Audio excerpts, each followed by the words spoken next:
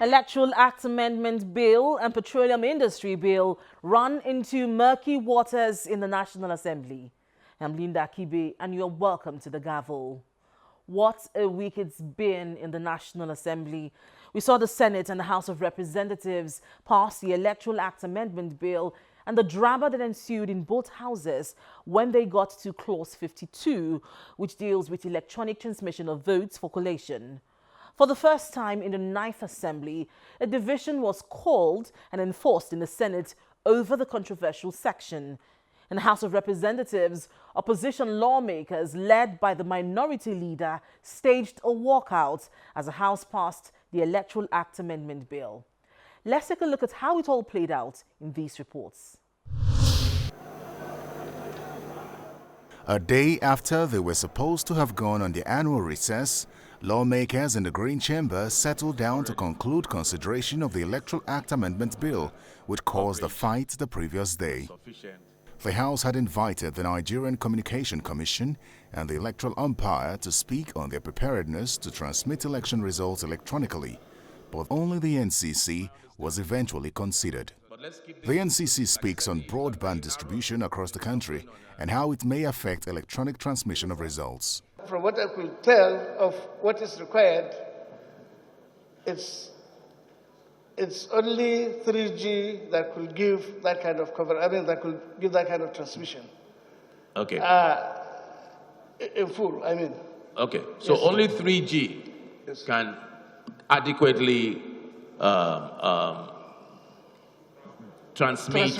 Yes, only 3G. Yes. The polling units that fell under 3G coverage. Let's just say the stations that had 3G coverage came to about 50%. The 50% claim by the NCC may, however, be questioned as the Nigerian National Broadband Plan 2020 to 2025, published by the NCC in 2019, puts the deployment of 2G coverage at 89%, 3G at 75%, and 4G at 37% of the population.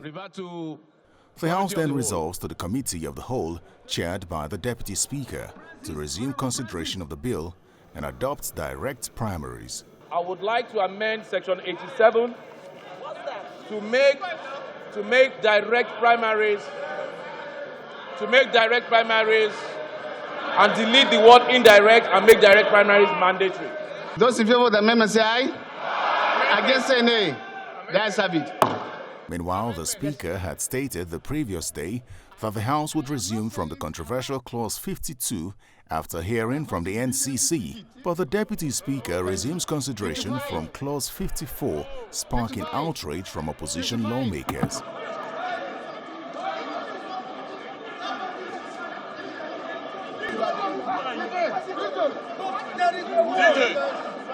The Deputy Speaker explains his decision, but the opposition is dissatisfied and stages a walkout. That go and read our votes and proceedings of today.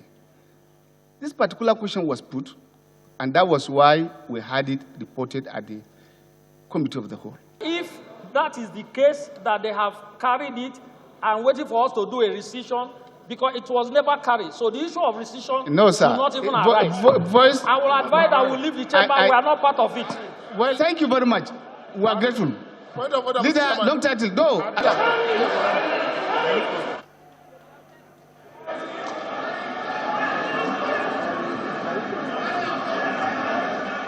Outside the chamber, the minority leader explains why they chose to abandon the process. They claimed the INEC should not come because it will be seen the INEC is taking a position. But the same INEC came at the public hearing and attested to the fact that they can work with electronically transmitting results. That same Clause 52, that even Speaker himself, upon commencement, announced that we should suspend it and go to other clauses. The Deputy Speaker, who has shown that he's not democratic, he's not a Democrat, decided to ignore that, decided to ignore the whole House, and went ahead to start counting from Clause 54 against what we had agreed. He was now saying that we should be guided by the rules. And being guided by the rules means to rescission, which in effect that we should admit that it was carried, when it was never carried. He is countered by the majority leader. For me, clause 52, just like the chair of the committee of the whole insisted, as leader of the 9th House of Representatives, I want to put it to you that we procedurally took section 52. It was carried, and we have no cause whatsoever going back to it except through rescission, which was not properly moved for. Does that rule the Speaker out of order yesterday when he said that consideration will resume from clause 52? What you need to know is that the Speaker is one thing, and the House of Representatives is another one. Back in the chamber, with majority of the opposition absent, the Electoral Act Amendment Bill is passed. Because of the briefing we have received from the officials of NCC, clearly states that this country as a nation cannot go for something that will not be effective. And on that note, I so move that through the use of any technological and electronic devices in the long title be deleted. Those in favor of the motion say aye. Against say nay. That's it.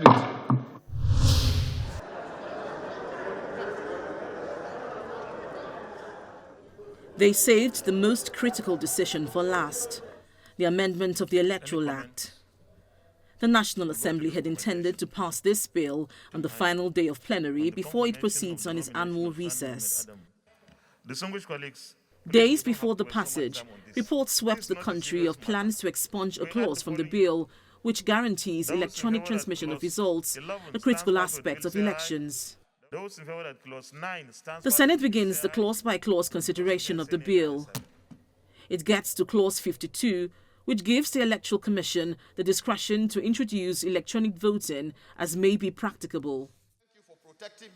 Senator Aliyu Abdullahi seeks an amendment to this clause. The Commission may consider electronic transmission of results provided the national coverage is adjudged to be adequate and secure by the National Communication Commission (NCC) and approved by the National Assembly. But another lawmaker, Senator Albert Bassi, wants the clause in the committee's report retained. That the Commission may transmit the result by electronic means, where and when practicable. The Senate President rules. Clause 52(3), as amended by Senator Bassi Akpan. Say aye. Those against say nay. The nays have it. Tension builds in the chamber as lawmakers are divided between the amendments.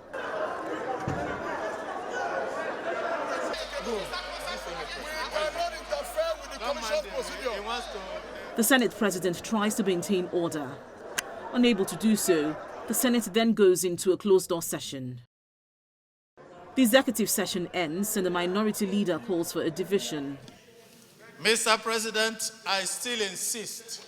We want Nigerians to know who has voted or not. The vote begins, and it's obvious that lawmakers are voting along party lines. I categorically vote no against the amendment by distinguished Senator Albert. Therefore, vote yes to electronic transmission of results, because that is what Nigerians want. I vote no, just to allow INEC to do the best job for Nigeria. Thank you. Mr. President, I stand on the side of the people, of Nigerians. I vote yes. The votes are counted. 28 voted yes, those that supported the amendment. 52 senators voted no, they don't want the amendment. 28 of our colleagues, senators, are absent in different parts of the country doing some jobs for the Senate and the National Assembly. Nobody abstained. Total 108. The Senate concludes the clause-by-clause amendment and passes the Electoral Act Amendment Bill. Meanwhile, in the House of Representatives, the Deputy Speaker, Idris Wase, rules against electronic transmission of results despite a resounding vote in favor of electronic transmission. My amendment is to the effect that transmission of results under this bill under the election shall be by electronic transmission. Today in Nigeria, I don't know the coverage of the broadband. Have we been able to cover all parts of the federation that we now want to put it? Those in favor of the amendment say aye. Against say nay. The ayes have it. His ruling causes a rowdy session which lasts at least 15 minutes.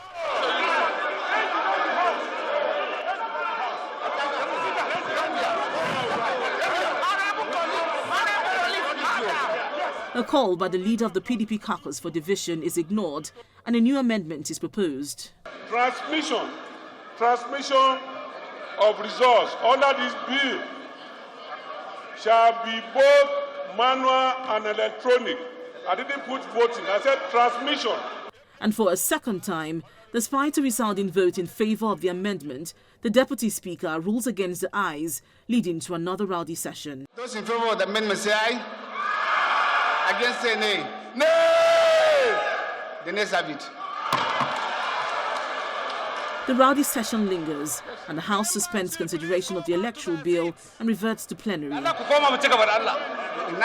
the Electoral Act 2021 to regulate the conduct of elections in the federal, state, and area councils in the Federal Capital Territory and for related matters.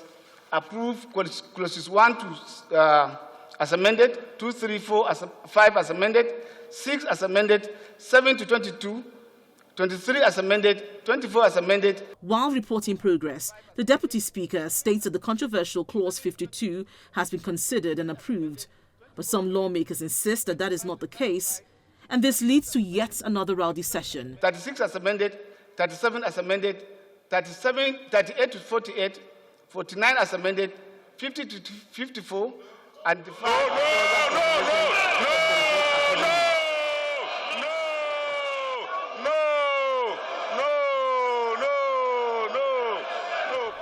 And it gets even worse as lawmakers come close to exchanging blows. Mr. Speaker, I rise to move. The Speaker takes over plenary and adjourns sitting while reacting to the controversial Clause 52, which the Deputy Speaker claims to have considered. We will be adjourning the House until tomorrow 10 a.m. We will have the INEC chairman and NCC. We will have the INEC chairman and NCC to brief us. The INEC chairman and NCC will be here to brief us tomorrow morning at 10 a.m. on Section 52. As plenary ends, the anger rages as a fight ensues.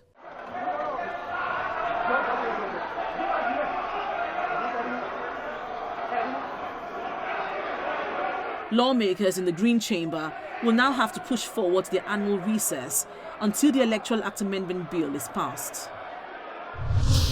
We spoke to some senators after the passage of the Electoral Act Amendment Bill to understand the reason for their positions as regards Clause 52, which concerns electronic transmission of votes. It went the way Nigeria wanted it because justice was done. It was a clause-by-clause consideration for the Electoral Act that has just been amended by the Senate. And the major contentious area of the bill was adequately attended to by all the lawmakers. People were given the opportunity to express their mind and their feeling concerning Clause 52, subsection 3 on the electronic transmission of voting. I don't think that this is what Nigerians want. Nigerians had told us clearly what they want. They want electronic transmission of voters without any let or hindrance.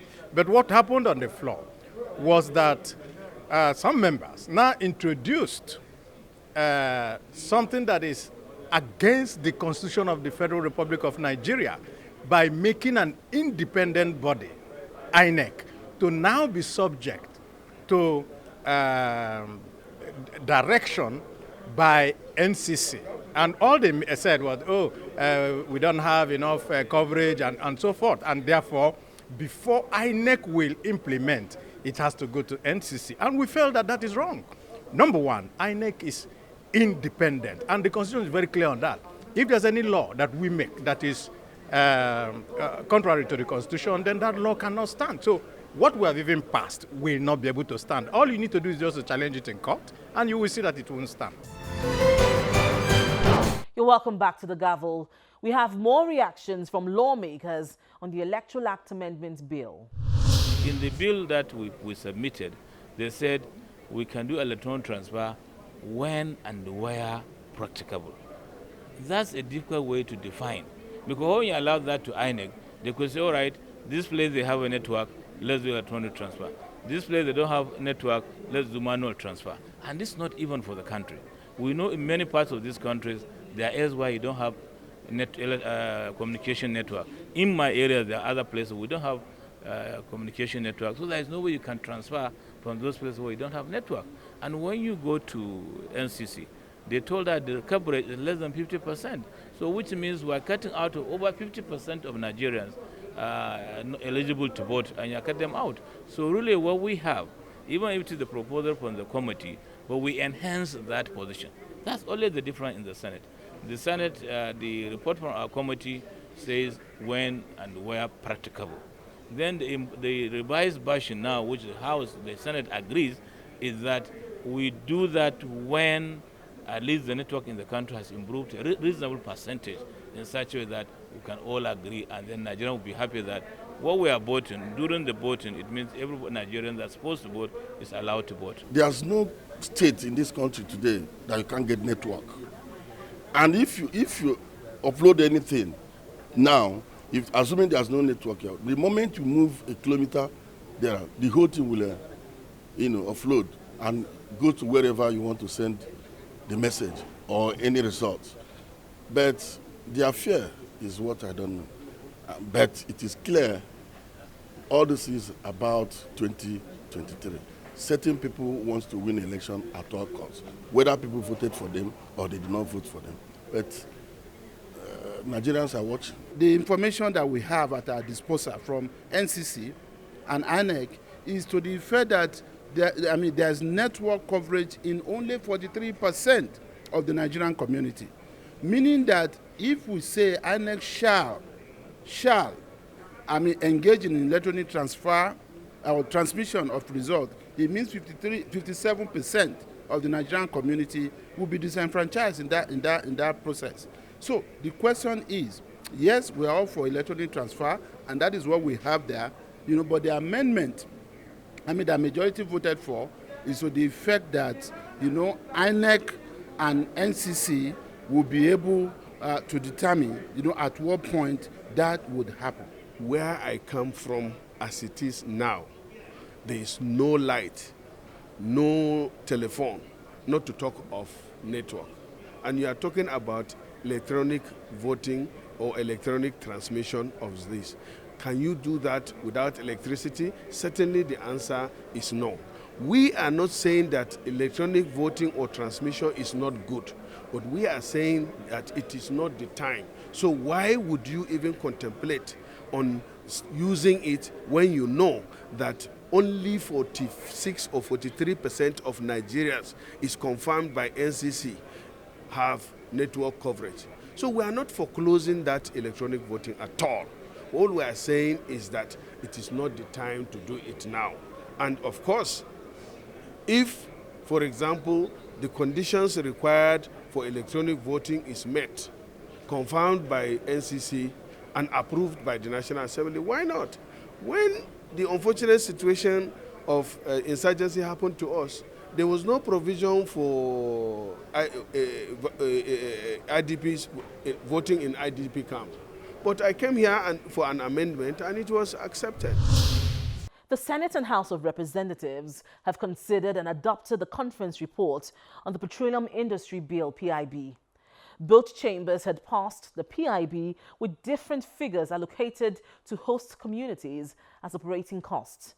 Now, amid a rowdy session, some lawmakers in the Green Chamber insisted on the 5% which the House initially passed as against 3% agreed upon by the conference committee.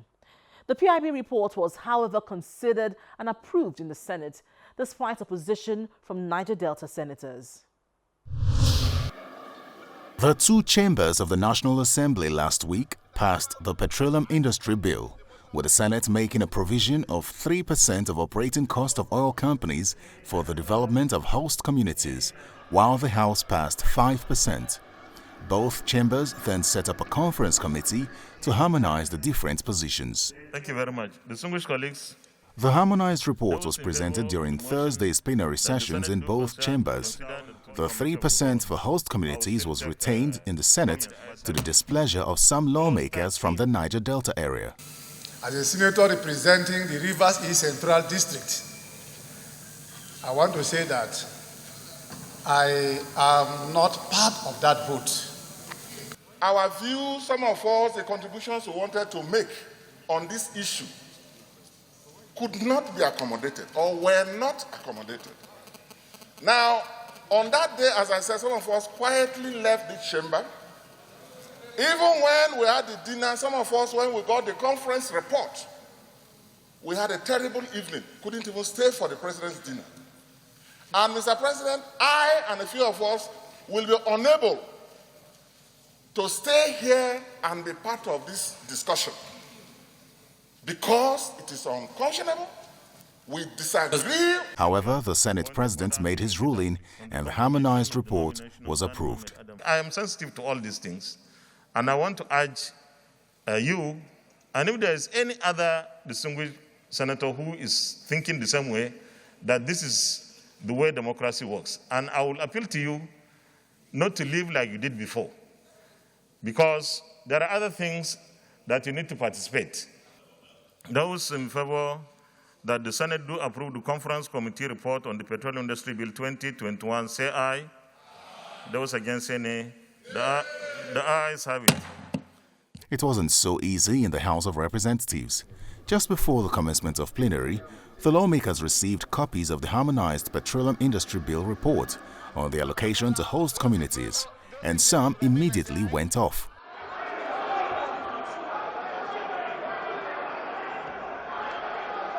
Honorable Igwe, whatever issue there is, we will resolve it. This is not going to resolve. We will resolve it. We will resolve it. The chance of 5% which rent the air was because the lawmakers had just seen the harmonized version of the PIB, where the initial 5% allocation of operating costs for host communities was reduced to 3% as passed by the Senate, prompting the Speaker to call for an executive session. The House is dissolved to committee to executive session. Please clear the gallery and clear the sides. Over an hour later, the executive session ends and the PIB report is stepped down. Honorable Speaker, honorable members, I hereby most humbly apply for the bill to be stepped down. So move. Thank you. Bill, step down. The report may be considered before the House embarks on its recess or when it returns. Meanwhile, the House also shuts down a motion asking the federal government to declare Bauchi State as an oil-producing state. Now, this is where we call it a day on this week's edition of The Gavel. If you have any views on any of the issues discussed, please email us on thegavel@channelstv.com. Thank you for staying with us and see you again next week.